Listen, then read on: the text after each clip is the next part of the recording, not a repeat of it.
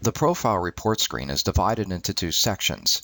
The upper section are date-sensitive reports, and the lower section are your meal plan and grocery list reports. Date-sensitive reports require a start and end date range.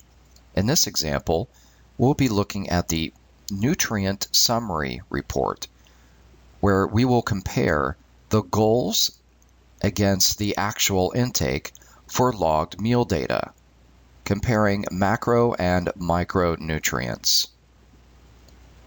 The next report is the log meals history, where we will see the actual foods that have been consumed during logging activity for each meal throughout the day and their totals. The next is calorie tracking, which will compare the calories consumed, calories burned, the daily total, and the goal.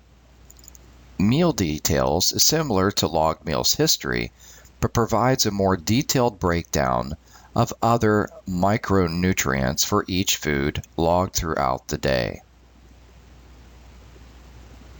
The body measurements report will provide anatomical symmetry measurements for each body site.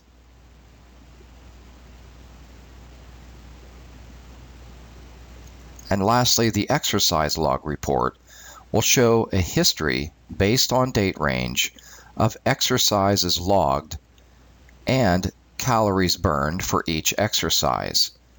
The lower part of the report will display any of the exercises specific to steps that are taken or moves.